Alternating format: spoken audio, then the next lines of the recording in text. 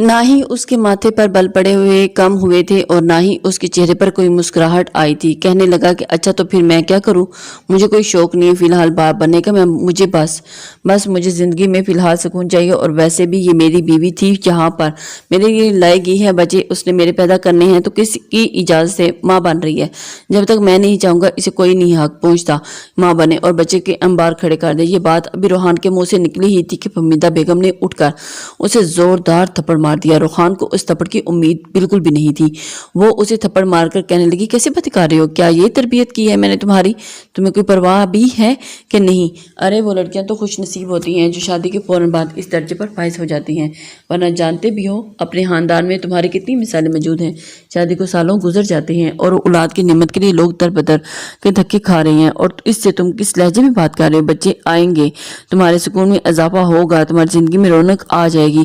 پھر بھی فہمیدہ بیگم کو کہاں پتا تھا کہ وہ جس سکون کی تلاش میں ہے وہ اسے بچوں سے نہیں بلکہ نور سے ہی چاہیے تھا۔ ایک گہری سانس خارج کر کے فہمیدہ بیگم چپ ہوئی تھی، لیکن روحان غصے سے گھور کر اسے دیکھ رہا تھا، جس سے کہنے لگا، سارا کیا دھرا تمہارا ہے نا، شاباش، ہر چیز کو اپنی طرف کر لو، میری ماں کو بھی تم نے ہی قابو میں کر لو، میرے خلاف سارا دن جہاں بیٹھ کر تم انہیں بھڑکاتی رہا کرو۔ اتنی محبت جو شوہر اپنی بیویوں سے کرتے ہیں نا، ارے وہ تو اس کے قدم دھو دھو کر پیتی ہیں، اور تم یہاں پر میری ماں کو ہی میرے خلاف بھڑکا رہی ہو۔ روحان کمرے سے باہر جا چکا تھا اور نور اس کی باتیں سن کر ایک دم پریشان ہوگی اور وہ اس کے پیچھے گئی تھی۔ نور کہنے لگی کہ روحان میں نے اس سے کچھ بھی نہیں کہا، پلیز پلیز میری بات سنیے، 2 منٹ رکیے تو صحیح۔ مگر روحان گاڑی میں بیٹھ کر باہر جا چکا تھا۔ فہمیدہ بیگم نے اسے پکڑ کر اپنے کمرے میں لے گئی تھی اور کہنے لگی کہ دفع کرو اسے پتہ نہیں اس کے دماغ میں کیا حرافات چل رہی ہیں، تم بس اپنی صحت کا خیال رکھو۔ وہ ایک بار پھر سے اسے سمجھانے میں پھر سے رونے لگی۔ اسے خوف آ رہا تھا کہ نہ جانے رات کو وہ اس کے ساتھ کیسا جب روحان کسی پیر واپس آئے گا تو اس کے ساتھ کیسا سلوک کرے گا۔ نور کو آپ فکر ہونے لگی تھی۔ فہمیدہ بیگم کسی طرح بس بہو کے سامنے اپنے بیٹے کی تعریفیں کرنا چاہتی تھی۔ کہنے لگی کہ بیٹا فکر مت کرو، بس لاڈلا ہے نا میرا اکلوتا بیٹا، آج تک اسے ہم سب سے محبت ہی تو ملی ہے، یہی وجہ ہے کہ وہ میرا لاڈلا ایسا رد عمل دے رہا ہے۔ جب تم ماں بن جاؤ گی نا، گود میں بچہ لیے اس کے سامنے ہوگی تو پھر دیکھنا یہ اولاد اپنی اولاد پر جان مارے گا۔ فہمیدہ بیگم کو نور کو ریحان کے بچپن کی باتیں بتانے لگی اور اس کا رویہ کچھ بہتر ہو چکا تھا، وہ فریش ہو چکی تھی اور دل میں یہ سوچنے لگی کہ واقعی روحان کو بچوں کو اپنانے کے لیے وقت چاہیے، کچھ عرصے تک ٹھیک ہو جائے گا۔ لیکن یہ سب اس کی غلط فہمی تھی، وہ نہیں جانتی تھی کہ اس کے ساتھ آگے کیا ہونے جا رہا ہے۔ اس کی طبیعت کچھ سنبھلی تو اس نے اپنے ہاتھوں سے روحان کے لیے کھانا بنایا اور رات کو کھانے کی میز پر روحان بیٹھا تھا، نہ وہ اپنی ماں کی طرف دیکھ رہا تھا اور نہ ہی اپنی بیوی کی طرف۔ فہمیدہ بیگم نے تو اسے اپنے سینے سے لگا کر تھپڑ لگانے کی بھی معافی مانگ لی تھی، لیکن دونوں نور کو یوں نظر انداز کر رہا تھا جیسے سب کیا دھرا اسی کا اس کے سامنے موجود ہی نہ ہو۔ اس کے باوجود نور خود کو خوش رکھ رہی تھی اپنے بچے کی خاطر۔ رات کو کچن سمیٹنے کے بعد اس نے اپنے اور روحان کے لیے دودھ گرم کروایا اور سونے سے پہلے فہمیدہ بیگم چائے پیتی تھی، اور ان کے کمرے میں چائے بھجوانے کے بعد وہ اپنے کمرے میں گرما گرم دودھ ٹرے میں رکھے خود ہی کمرے میں لے کے جا رہی تھی، اور جیسے ہی دروازے کو کولی کی مدد سے دھکیلنا چاہا تو لاک تھا۔ نور نے روحان کو آواز دی کہ روحان دروازہ کھولیے، میں دودھ لے کر آئی ہوں۔ پہلے تو وہ کچھ نہ بولا، پھر اس کے بار بار دروازہ دستک دینے پر وہ کہنے لگا، میں کیا کروں، مجھے نہیں پینا۔ نور مذاقن ہنس کر جان بوجھ کر کہا، ارے فہمیدہ بیگم آنٹی آپ دیکھیے نا، روحان دروازہ نہیں کھول رہا۔ اتنا سننا تھا کہ روحان جھٹ سے اپنے بستر سے اٹھا اور ایک جھٹکے سے دروازہ کھول دیا۔ وہاں پر فہمیدہ بیگم موجود ہی نہیں تھی، لیکن نور نے زوردار کہکا لگایا تھا۔ وہ کمرے میں داخل ہوئی کہ اس سے پہلے کہ روحان کو کچھ کہتی، روحان نے اگلے ہی پل غصے سے اس کے بازو کو جھنجھوڑا تھا تو گرما گرم دودھ کا گلاس نور کے ہاتھ پر گر چکا تھا اور وہ پیٹ پر گر چکے تھے۔ درد سے بلبلا اٹھی تھی اور اس سے پہلے کہ وہ چلاتی، فرحان نے اس کے اوپر ہاتھ رکھ کر کہنے لگا، کیا خبردار تمہارے منہ سے ایک بھی آواز نکلی تو وہ درد سے اور جلن سے چلاتے ہوئے خود کو چھڑوا رہی تھی۔ آنکھوں میں پانی آ چکا تھا، لیکن روحان اسے دھکا مار کر کہنے لگا، یہ دفعہ ہو جاؤ اس کمرے سے، میری بیوی بن کر اس کمرے میں رہنا چاہتی ہو تو ٹھیک ہے، نہیں تو بلکہ بچہ پیدا کرنے والی مشین، ایک موٹی گائے، ایک بوڑھی عورت بننا چاہتی ہو تو دفعہ ہو جاؤ جہاں سے، میرے کمرے میں تمہاری کوئی جگہ نہیں ہے۔ وہ اسے دھتکار کر سائڈ پہ ہو گیا۔ ابھی تک اس کے پیٹ اور ہاتھ پر دودھ گرنے سے جلن ختم نہ ہوئی تھی کہ وہ اپنا توازن برقرار نہ رکھ سکی اور جا کر ریکنگ سے لگی، پیٹ میں درد کی شدید تکلیف ابھرنے لگی اور ڈر سے وہ چلائی تھی۔ فہمیدہ بیگم جو بس نیم نیند میں تھی، بہو کے چلانے پر فوراً اٹھ بیٹھی تھی۔ روحان نے اسے بازو سے جوڑ کر اندر لا کر بیڈ پر پڑھا تھا، کہنے لگا خبردار جو تمہارے منہ سے اب میری ماں کے سامنے ایک بھی لفظ نکلا تو کچھ بھی نہیں ہوا، نہیں مر رہی تم، اتنی بھی نازک مت بنو کہ وہ اسے جھڑک رہا تھا جب فہمیدہ بیگم کمرے میں آئی کہنے لگی کیا ہوا بیٹا، تم ٹھیک تو ہو نا؟ وہ پیٹ پر پکڑے خود پر ضبط کرنے کی کوشش کر رہی تھی لیکن روحان کو ایک بار پھر وہ کسی طرح کی شکایت کا موقع نہ دے۔ روحان کہنے لگا کچھ نہیں امی، آپ بھی بلا وجہ اٹھ کر آ گئی ہیں، ٹھیک ہے بس ہلکا سا درد ہو رہا تھا، اسے میں نے دوا دے دی ہے، ٹھیک ہو جائے۔ فہمیدہ بیگم جب نور کو دیکھا اس کا چہرہ بالکل سرخ لال ہو رہا تھا، ایسے لگ رہا تھا وہ ضبط کی انتہا پر ہے، اور اس کے قریب آئی اور بالوں میں ہاتھ پھیر کر کہنے لگی بیٹا کوئی پریشانی کی بات ہے تو نہیں ہے نا؟ مجھے بتاؤ، مجھے تمہاری طبیعت ٹھیک نہیں لگ رہی، اگر کہو تو میں تمہیں ڈاکٹر تمہارے پاس یہیں سو جاتی ہوں۔ وہ بڑے پیار سے اس کی جانب اس کے بالوں پر ہاتھ پھیر کر پوچھ رہی تھی لیکن پیچھے کھڑے روحان ہاتھ کے اشارے سے اسے منع کر رہا تھا، گھور کر کہہ رہا تھا کہ خبردار جو تم نے ہمیں بری تو پھر تم دیکھنا۔ وہ گہری سانس خارج کر کے کپاتی ہوئی آواز میں کہنے لگی کہ نہیں آنٹی میں ٹھیک ہوں، آپ پریشان نہ ہوں، بلا وجہ اٹھ کر آ گئی ہیں، یہ تو بس ایسے ہی چکر سے آ گئے تھے اور دودھ کا گلاس میرے ہاتھ سے چھوٹ گیا تھا۔ وہ روحان مرہم لگا دیں گے تو میں ٹھیک ہو جاؤں گی۔ اس نے یہ الفاظ کہے تو فہمیدہ بیگم بھی اس کی وہاں سے جا چکی تھی لیکن جانے سے پہلے وہ اپنی نگرانی میں ہی اسے روحان سے اس کے ہاتھ پر مرہم ضرور لگوائی تھی۔ جیسے وہ کمرے سے گئی تو اس نے اپنے ضبط کا دامن چھوڑ دیا اور آنکھوں میں آنسو روک نہیں پا سکی تھی اور وہ کہنے لگی مجھے بہت درد ہو رہا ہے روحان، پلیز کچھ کرو، پلیز مجھے ڈاکٹر کے پاس لے جائے، مجھے بہت تکلیف ہو رہی ہے، پلیز روحان اب کیوں کرتے ہیں ایسے میرے ساتھ، ایسی تکلیف کیوں، ایسے کہا میرا ذرا سا بھی احساس نہیں ہے، میں بھی تو انسان ہوں، اب کی بار وہ جیتی جاتی انسان ہوں، کیا اب میری حالت پر رحم نہیں آتا؟ ایک طرف آپ کہتے ہیں کہ آپ کو مجھ سے محبت ہے اور میری جدائی برداشت نہیں کر سکتے اور دوسری جانب آپ کا یہ رویہ، یہ سب محبت تو نہیں کراتی، یہ تو حسن پرستی کراتی ہے کہ آپ صرف اور صرف میرے حسن سے محبت کرتے ہیں، آپ کو میرے ساتھ کوئی لگاؤ نہیں، میرے خد و حال سے محبت کرتے ہیں اور اس کے علاوہ اور کچھ بھی نہیں، آپ کو میرے سامنے کوئی سروکار نہیں۔ روحان نے جب یہ سنا تو اگلے ہی پل اس کی کنپٹی میں سلتے ہوئے کہنے لگا کہ بس بھی کرو، کیا فلسفی لے کر بیٹھ گئی ہو؟ تمہارے ساتھ شادی کر لی تو کیا اتنا کافی نہیں ہے کہ ابھی سے رونا دھونا مچا دیا ہے؟ تم ادھر دکھاؤ، زیادہ تو نہیں جل گیا ہاتھ تمہارا؟ یہ کہہ کر وہ اس کے قریب بیٹھ چکا تھا اور اگلی بار اس نے اس کے جلے ہوئے پیٹ پر بھی دوا لگانا شروع کر دی تھی جو ہلکا ہلکا سرخ ہو رہا تھا اور آنکھیں موندے لیٹی ہوئی تھی۔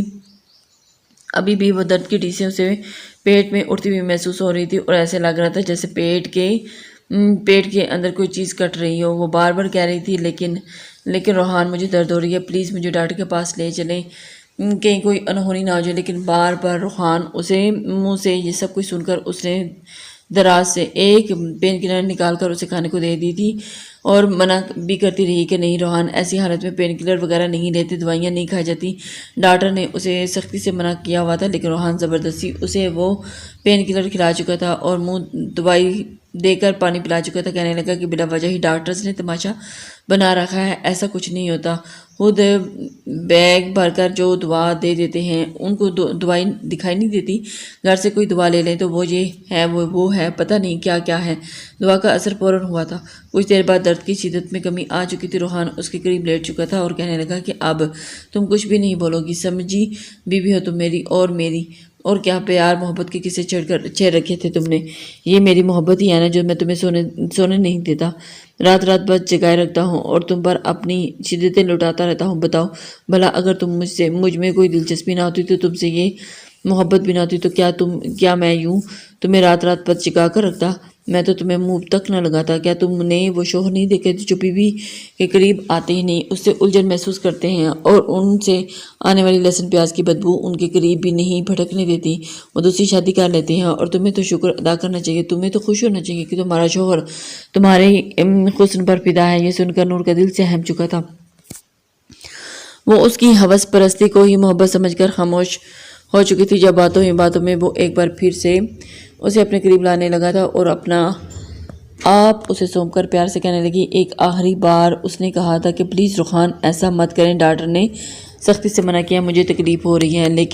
لیکن روحان اس کا چہرہ اپنے ہاتھوں میں تھام کر کہنے لگا کہ پلیز جان، صرف ایک بار مجھے اپنے پاس آ کر مجھے اپنی ساری تشنگی مٹانے دو۔ اس کے بعد میں تمہارے پاس نہیں آؤں گا، میں وعدہ کرتا ہوں، صرف اور صرف آج کی رات کے لیے۔ وہ جتنی بھی تکلیف ہوئی تھی اس نے ایک بار بھی اپنا آپ اس کے حوالے کر دیا تھا، اور ڈاکٹر کی ہدایات کے باوجود اپنا آپ اسے سونپ چکی تھی۔ رات کے 2 بج چکے تھے، لیکن روحان تو بس کرنے کا نام ہی نہیں لے رہا تھا، اور اب اسے اکتائے ہوئے لہجے میں اس پر بے ہوشی سی طاری ہونے لگی تھی۔ کہنے لگی پلیز پلیز پلیز بس کر دیجئے، مجھے چکر آ رہے ہیں، مجھے اپنی نیند آنکھوں کے سامنے موت دکھائی دے رہی ہے۔ لیکن روحان اس سے چند لمحوں کی مہلت مانگتا ایک بار پھر اس میں کھو چکا تھا، اور ایک وقت ایسا بھی آیا کہ جب وہ دنیا سے بیگانی اپنی آنکھیں مید چکی تھی اور اس پر بے ہوشی طاری ہونے لگی تھی، اور وہ مسلسل اس کے منہ پر انگلیاں پھیرتے ہوئے اسے کہہ رہا تھا کہ نہیں نہیں، آنکھیں بند مت کرنا، آنکھیں ادھر دیکھو میری طرف، میرے ساتھ دو، ادھر دیکھو۔ ابھی وہ اس سے یہی بول رہا تھا کہ وہ تو جیسے ہر ایک چیز سے بیگانی ہو چکی تھی۔ روحان کو اس پر غصہ آ گیا تھا، اور اگلے ہی پل اس نے ایک ساتھ ایسی سختی برتی کہ وہ فلک شگاف چیخ اس کے حلق سے نکلی تھی۔ ایسے لگ رہا تھا کہ جیسے اس کی جان ہی لبوں پر آ چکی۔ نفرت حقارت کیا ہوتی ہے اس وقت اسے اپنے شوہر سے محسوس ہو رہی تھی، جب اس کے منہ پر ہاتھ رکھ کر وہ کہہ رہا تھا کہ چپ، خبردار، مزید کوئی آواز اپنے حلق سے مت نکالنا۔ وہ درد سے دوری ہو چکی تھی، اور اس کے چیخنے چلانے کی آوازیں باہر تک جا ہی رہی تھی۔ فہمیدہ دروازے پر دھڑا دھڑ دستک دے رہی تھی، لیکن جب روحان نے اسے سختی سے تنبیہ کیا تھا تو وہ ماں کو کچھ مت بتانا۔ اس نے جیسے ہی دروازہ کھولا تو نور درد کے مارے اٹھ کر اپنی ساس کے گلے لگنا چاہتی تھی، لیکن جھٹ سے گر گئی تھی، اور اسے یوں گر کر دیکھ کر فہمیدہ بیگم پھوکر اور آگے بڑھی۔ جس حالت میں وہ اس وقت تھی، فہمیدہ بیگم بہت کچھ سمجھ چکی تھی۔ انہیں تو کچھ سمجھ ہی نہیں آ رہی تھی کہ وہ ہر اس لڑکے کو ایسی کون سی غیرت دلائیں کہ اس کی عقل آ جائے۔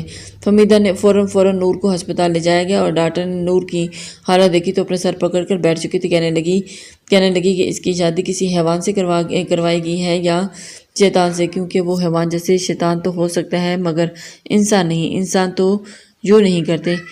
یہ اس لڑکی کی حالت دیکھیں، اسے ابھی سے ہی 1 ہفتہ نہیں ہوا، مجھے لگتا ہے کہ آپ لوگوں نے اس کی شادی ایک جسم کے پجار سے کروا دی ہے، جس کے لیے صرف اور صرف اسے عورت کا ایک گوشت کا ٹکڑا ہے، اور جسے جب اس کا من چاہے گا وہ اپنے منہ سے چبائے گا، اور جب چاہے گا دل سے چاہے گا تو تھوک کر چلا جائے گا۔ ڈاکٹر کی بات پر فہمیدہ بیگم آنسو آ چکی تھی، کیونکہ اس کی اس پاس بیٹھی عورت تک بھی ڈاکٹر کی یہ بات گئی تھی، اور فہمیدہ بیگم اپنے علاقے میں بہت عزت دار خاتون تھی۔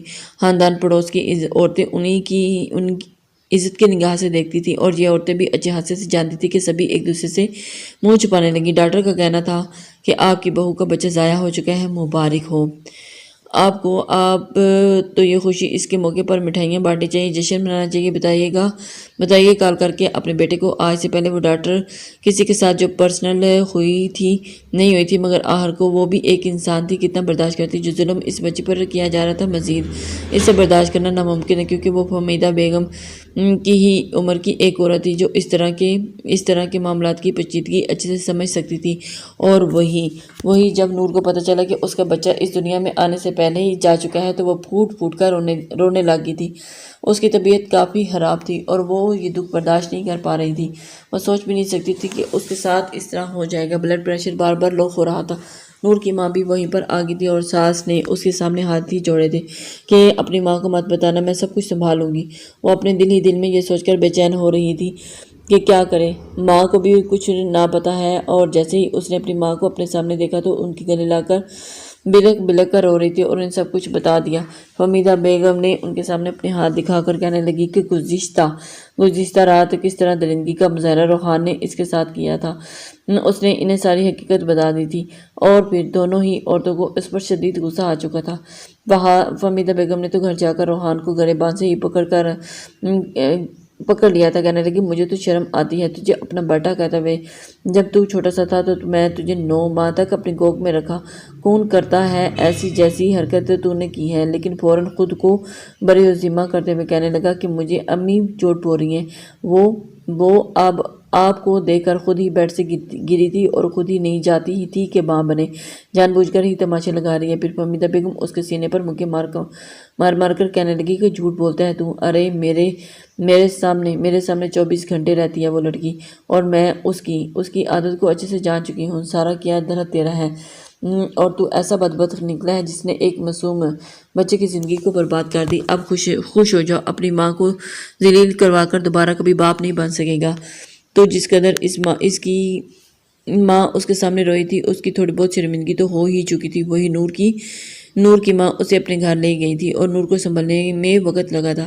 1 ماہ تک وہ اپنے مائکے میں رہی تھی اور اس دوران ایک بار بھی اس نے روحان سے کال نہیں کی تھی اور نہ ہی فہمیدہ بیگم نے اپنے بیٹے سے بات کی تھی، اور اس سب میں کوشش کرنے کی تھی، کب آتا تھا کب جاتا تھا، انہیں اس کچھ علم نہیں تھا، لیکن پھر بھی آخر کو وہ ایک ماں تھی، اسے اپنے بیٹے کی فکر ہونی، اپنے بیٹے کے بکھرے بال، بڑی ہوئی شیب، اور اسے چپ چپ دیکھ کر انہیں اس پر ترس بھی آنے لگا تھا۔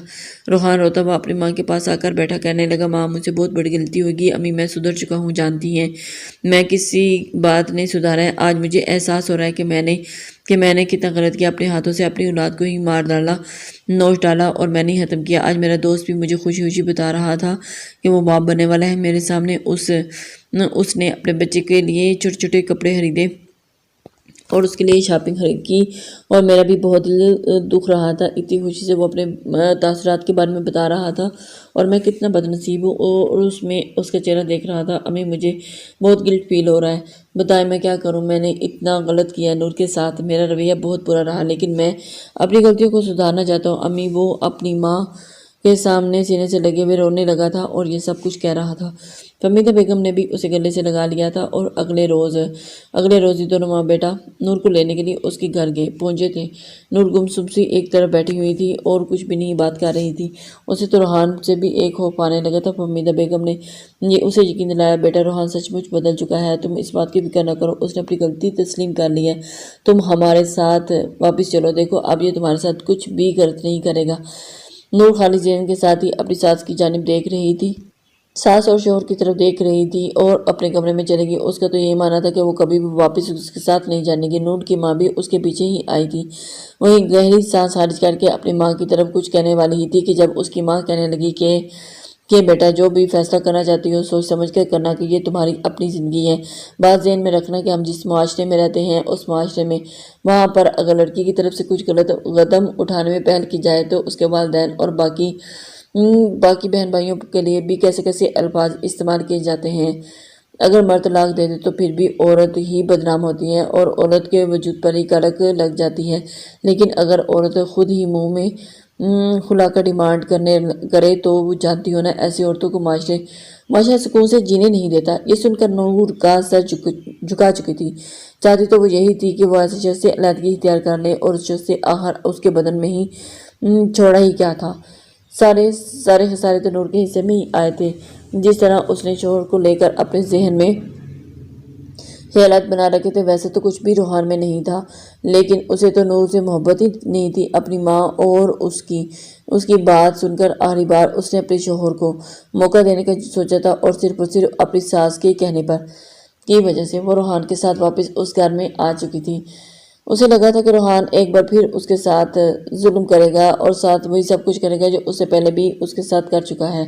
وہ کمرے میں چپ چاپ بیٹھی تھی کہ سوچ کر کے ابھی روحان اس کے ساتھ، آج اگر روحان نے اس کے ساتھ اس طرح کا کچھ بھی کیا تو وہ اس کے چور ہونے کا ذرا بھی لحاظ نہیں کرے گی۔ وہ اندر سے بھری پڑی تھی، اور لیکن روحان کمرے میں آیا اور اسے یوں بیٹھا دیکھ کر وہ ایک دم سے اس کے پاس بیٹھ گیا اور نور کا ہاتھ اپنے ہاتھ میں تھام کر اس پر اپنے لب رکھ دیے، پھر کہنے لگا کہ میں مانتا ہوں کہ میں نے تمہارے ساتھ بہت غلط کیا، لیکن مجھے بہت پچھتاوا ہے، میں بہت زیادہ گلٹ فیل کر رہا ہوں۔ تم کہتی تھی نا کہ مجھے تم سے محبت نہیں، مجھے اب تم سے بے تحاشا محبت محسوس ہو رہی ہے۔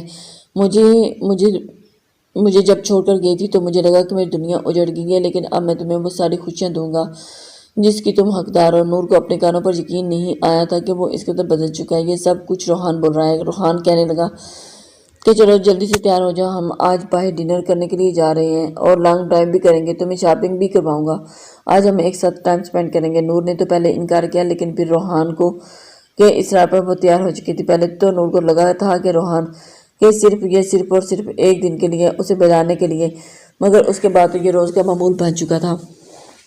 وہ اکثر نور کے لیے کوئی نہ کوئی تحفہ لے کر آتا تھا اور اسے باہر گھمانے کے لیے لے کے جاتا تھا۔ نور جیسے اس پر اعتبار سا کرنے لگی تھی اور اسے آخری موقع روحان کو دینے کے لیے تیار ہو بیٹھی تھی اور اس کے ساتھ اپنا رویہ بہتر کرنے لگی تھی۔ اس دوران ایک بار بھی روحان نے اس کے ساتھ قریب آنے کی کوشش بھی نہیں کی تھی، مگر آہستہ آہستہ رات کو کبھی سوئے ہوئے بھی اس پر ہاتھ لگ جاتا تو فوراً سے ہوش میں آتے ہی فوراً سے اس سے دور ہو جاتا تھا۔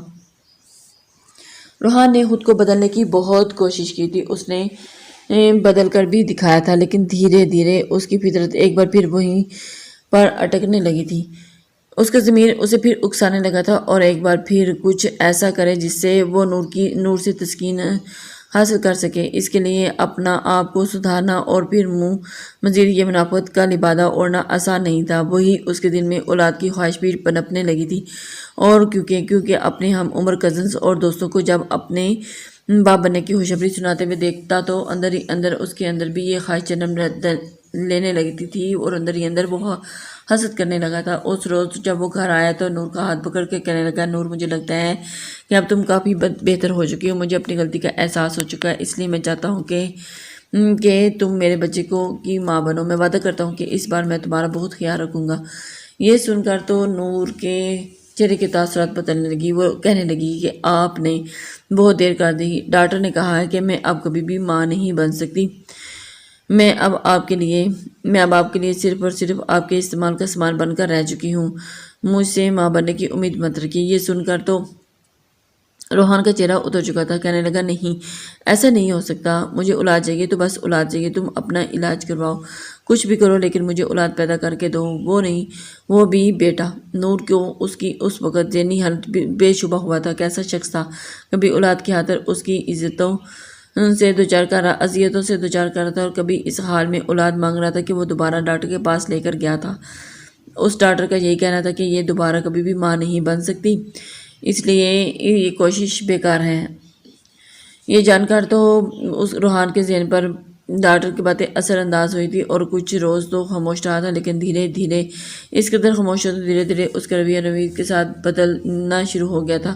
بات بات پر اس پر بگڑنا شروع، اسے باج کہنے کے طعنے دینا تھا، جہاں تک اس پر ہاتھ اٹھانے لگتا۔ فہمیدہ بیگم تو دن بدن اس کے گھر پر اس کے شور شرابے اور ڈپریشن سے بستر پر جا لگی تھی اور ہر وقت ملازمہ ان کا خیال رکھتی تھی، کبھی کبھار کمرے سے باہر نکلتی ورنہ کمرے میں ہی رہتی۔ ایک روز روحان نے گھر آ کر یہ خبر سنائی کہ میں دوسری شادی کر رہا ہوں، مجھے تم جیسی بنجر زمین کے ساتھ نہیں رہنا۔ نور کا تو غصے سے برا حال ہو چکا تھا، وہ چہرہ سرخ ہو چکا تھا، کہنے لگا کہ زبان بند رکھو اپنی، تمہاری وجہ سے ہی اس حالت تک پہنچی ہوں اور اب کے، ورنہ میں بالکل صحت مند تھی۔ شرم آنی چاہیے تمہیں، تم جیسا مرد جس کی خاطر میں نے اپنا آپ گنوا دیا، آج مجھے ایسا کہہ رہا ہے۔ روحان نے غصے میں آ کر اسی وقت اسے طلاق دے دی تھی اور کہنے لگا کہ دفع ہو جو میری نظروں کے سامنے سے، اور میں تمہیں ایک پل بھی یہاں پر برداشت نہیں کر سکتا، اور میں دوسری شادی کروں گا جو تم سے زیادہ خوبصورت اور ویل ایجوکیٹڈ ہوگی اور مجھے میرا وارث پیدا کر کے دے گی۔ جیسے ہی فہمیدہ بیگم نے گھر میں گھومتے یہ الفاظ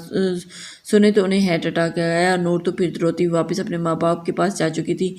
وہیں فہمیدہ بیگم کی موت کی خبر روحان پر بجلی کی طرح بن کر گری تھی اور اپنی ماں کے مرنے کے بعد اس نے اپنی دوست کی مدد سے ایک لڑکی کا رشتہ ڈھونڈا تھا جو کہ پڑھی لکھی اور ماڈل تھی، بلا شبہ نور سے زیادہ خوبصورت تھی۔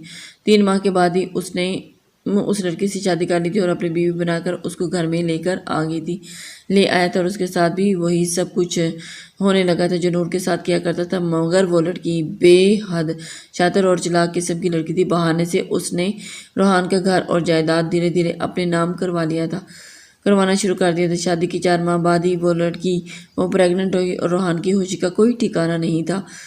مگر تم مجھے وارث ہی پیدا کر کے دینا۔ مگر ٹھیک 5 ماہ بعد جب وہ اسے چیک اپ کروانے کے لیے لے کر گیا تو ڈاکٹر نے بتایا کہ یہ جڑواں بچیوں کی ماں بننے والی ہے۔ بیٹی کو سن کر تو روحان آگ بگولا ہو چکا تھا، گھر لا کر بیڈ سے الشپا کو مارنے لگا، کہنے لگا تجھے میں نے کیا کہا تھا کہ مجھے بیٹا چاہیے، بیٹا پیدا کر کے دینا، یہ بیٹیاں کہاں سے آ گئی؟ زبردستی وہ اسے دوا کھلا رہا تھا اور کھانے سے انکار کر رہی تھی، لیکن وہ اسے دوا کھلا کر اس کا حمل ضائع کروا چکا تھا۔ پہلے تو اس تکلیف کی وجہ سے روتی رہی، لیکن دل میں روحان کی محبت اور حقارت میں بدل گئی تو بھی احساس سے بدلہ لینے کا سوچ چکی تھی، اور اب بھی وہ اس رات پر یوں ہی ٹوٹ پڑتا، اس کا بھی وہی حال کرتا جو نور کا کیا کرتا تھا۔ لیکن دھیرے دھیرے اس کی طبیعت خراب رہنے لگی تھی۔ اکثر روحان گھر آتا تو آتے ہی سو جایا کرتا تھا اور کہتا کہ میرا آج تمہارے پاس آنے کا من نہیں ہے۔ وہ ہر روز کوشش کرتا کہ اپنی بیوی کے سامنے رومانس کرے، لیکن یہ خواہش اس کے اندر سے مٹتی چلی جا رہی تھی، اور ایک وقت ایسا آیا کہ اب وہ بالکل کمزور ہڈیوں کو ڈھانچہ بن کر رہ گیا تھا، جبکہ الشبہ بے حد خوبصورت اور پہلے سے زیادہ دلکش ہو چکی تھی۔ اپنی جہالت دیکھ کر اکثر چیختا اور چلاتا تھا۔ وہ تو پھر بھی بھرپور ماڈل تھا، صرف چند مہینوں میں ہی اس کی حالت مردوں جیسی کیوں ہو چکی تھی۔ اس روز وہ ویل چیئر پہ بیٹھا سوچ رہا تھا۔ ایک ہفتہ پہلے ہی آفس سے واپس آتے ہوئے اس کا ایکسیڈنٹ شکار ہو کر اپنی ٹانگیں توڑوا چکا تھا، اور الشبہ نے اس کے قریب فرش پر بیٹھ کر اپنے ہاتھ اس کے سینے پر رکھ کر اور کالر کے بٹن بند کرتے ہوئے کہنے لگی کہ بہت شوق تھا نا تمہیں ساری رات یہ سب کچھ کرنے کا، بس جو ظلم تم نے مجھ پر کیا تھا نا اور اپنی سابقہ بیوی پر، اسی کی سزا ہے۔ میں نے تمہیں یہ قدم تو نور کو اٹھانا چاہیے تھا، مگر شاید اس میں اتنا کانفیڈنس نہیں تھا جو تمہیں برداشت کرتی رہی، اور دو لڑکیوں کی زندگی برباد کر لی اور معصوم جانوں کو اپنے ہاتھوں سے مارنے کی تمہیں یہی سزا دوں گی۔ ساری زندگی تمہارے ساتھ اس گھر میں رہ کر بھی تمہیں نامرد پکاروں گی، تمہارے ہاتھوں میں چوڑیاں پہناؤں گی، اور تمہیں، کیونکہ تم جیسے حیوان صفت مرد ہی اسی قابل ہوتے ہیں۔ یہ کہہ کر اپنے بازو پر بیگ لگائے باہر نکل گئی تھی، اور جبکہ روحان چلاتا ہوا ویل چیئر سے گر چکا تھا، اس کے لیے یہ بات ناقابل قبول ہو گئی تھی کہ یہ سب کچھ برداشت ہی نہیں کر سکتا تھا، مگر یہی اس کے ساتھ ہونا تھا۔ اس نے عورت کو صرف اپنی تسکین کا سمجھ لیا تھا، اور جیسے ہی نور کی عدت پوری ہوئی تھی اس کے لیے رشتے آنا شروع ہو چکے تھے۔ نور کا ایک کزن ارباز، جو کہ دبئی میں ہی تعلیم حاصل کر کے بزنس مین بن چکا تھا، جب سے جوانی میں قدم رکھا تھا تب سے ہی نور پر وہ فدا ہو چکا تھا، لیکن اچانک نور کی ہونے والی شادی کے بارے میں سن کر تو وہ اندر تک ٹوٹ چکا تھا۔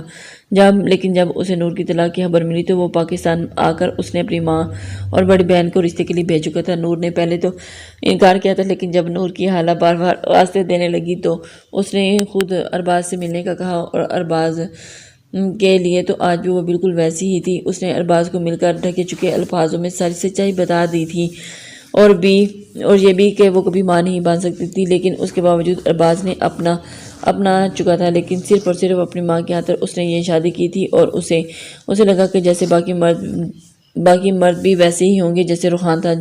جس قدر عزت اور اپنائیت کے ساتھ ارباز نے اسے دی تھی، وہ تو اس محبت سے سرشار ہو گئی تھی، اور شادی کے 8 ماہ بعد اچانک نور کی طبیعت خراب ہونے لگی، اور ارباز فوراً آفس سے گھر آنے لگا، اور ڈاکٹر نے جب اسے بتایا تو ڈاکٹر کی بات کا کہنا تھا کہ وہ ماں بننے والی ہے۔ نور حیران تھی کہ بابا جی ممکن کیسے تھا؟ اچھا کچھ نہیں، ڈاکٹر سے اس بارے میں بات تو کی، تو ڈاکٹر کا یہ کہنا تھا کہ بعض دفعہ کچھ مسائل ایسے ہو جاتے ہیں جس کے بعد ہم ڈاکٹرز بھی غلط پیشن گوئی کر دیتے ہیں، لیکن اب پوری طرح سے صلاحیت سے محروم نہیں ہوئی تھی۔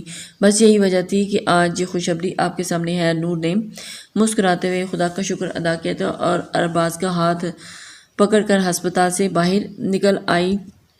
لسنرز، امید کرتی ہوں کہ آپ کو آج کا ناول پسند آیا ہوگا۔ اپنے کمنٹس لائک اور شیئر ضرور کر دیا کریں، اس سے ہماری حوصلہ افزائی ہوتی ہے۔ نیکسٹ ناول تک کے لیے اجازت چاہتے ہیں۔ اللہ حافظ۔ نہ ہی اس کے